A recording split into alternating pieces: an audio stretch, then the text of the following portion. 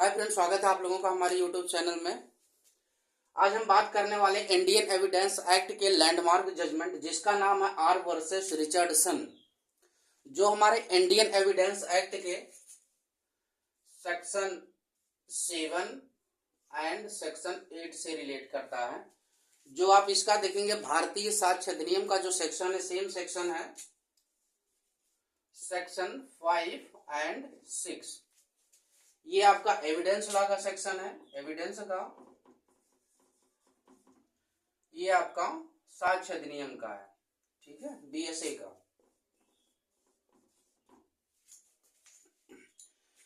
ये देखिए केस का फैक्ट आपको बता दे रहे हैं। इस केस में क्या हुआ था, ये जो रिचर्डसन था एक कंपनी में जॉब करता था और वहां पे एक लड़की रहती थी, गांव एरिया था, वहां पे एक लड़की रहती थी जो मेंटली रूप से सही नहीं थी।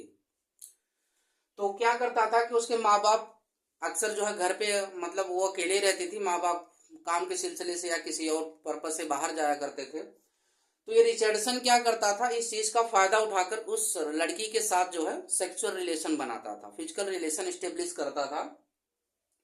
लगातार ऐसा कर रहा था। तो उसके बाद क्या हुआ कि लड़की जो है प्रेग्नेंट हो गई। जब लड़की प्रेग्नेंट हो गई तो ये बात जब रिचर्डसन को पता चली तो उसको लगा कि अब ये बात छुपेगी नहीं, ये तो सामने आ जाएगी। अब सामने आ जाएगी तो हो सकता है कि मैं पकड़ा जाऊं रेप केस में और मुझे सजा हो जाए, तो क्यों ना इस लड़की को हम रास्ते से हटा देते हैं। तो उसने एक प्लान बनाया कि लड़की को हम रास्ते से हटा देते हैं। तो उसने क्या किया कि एक कुल्हाड़ी से उस लड़की का, जिस दिन उसके माता पिता उसके घर पे नहीं थे, उस लड़की का उसने मर्डर कर दिया। अब देखिए ये सेक्शन 7 और 8 को कैसे रिलेट करता है। जो 5 और 6 में जो भारतीय साक्ष्य अधिनियम का है, इसमें बात की गई है occasion, cause, effect, motive, preparation. अब देखिए एक एक बात कर लेते हैं। ओकेशन,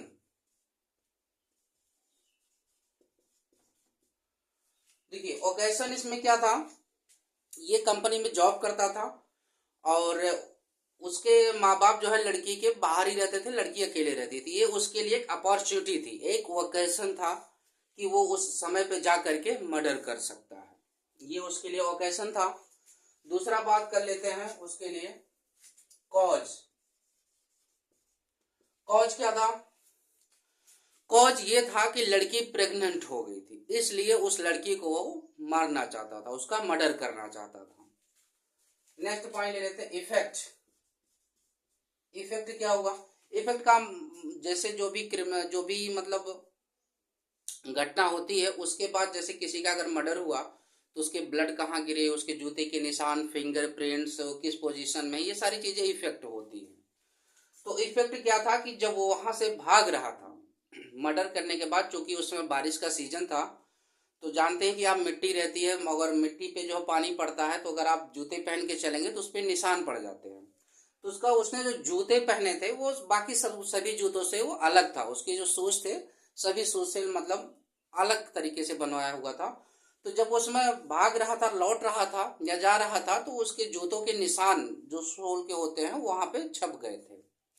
उसका इफेक्ट क्या कर सकते हैं, उसके जो सोल के निशान थे वहां पे छप गए थे जब वहां से मर्डर करके करने जा रहा था या वापस आ रहा था। नेक्स्ट बात कर लेते हैं मोटिव। एक चीज और ध्यान रखिएगा कि मोटिव और इंटेंशन में लोग कंफ्यूज रहते हैं। आपको बता दें कि मोटिव जो है, इंटेंशन, इंटेंशन मतलब क्या आप करना चाहते हैं, उसका यहाँ पे इंटेंशन क्या था, मर्डर करना। मोटिव क्या था, अपने आप को जेल से बचाना, सजा से बचाना पकड़े जाने पे, ये उसका मोटिव था। मतलब आप जब कुछ करना चाहते हैं तो वो आपका क्या बन जाता है, इंटेंशन। क्यों करना चाहते हैं वो आपका हो जाता है मोटिव। प्रिपरेशन इसमें क्या था,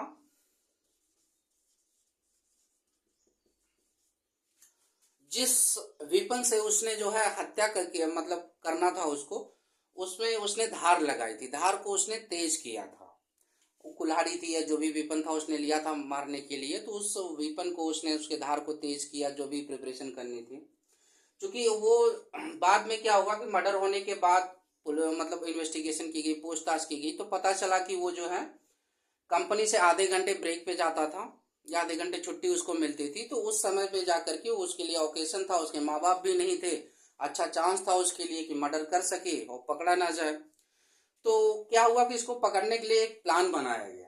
प्लान क्या था कि जब उसका अंतिम संस्कार लड़की का बॉडी का किया जा रहा था, तो वहाँ पे एक प्लान बनाया गया कि जो भी उस एरिया के नियर बाई हैं सबको इनवाइट किया गया, आप सभी लोग आइए। तो उस देखिए मतलब वहाँ पे शंका थी कि जो मर्डरर होगा वो जरूर वहाँ पे आएगा।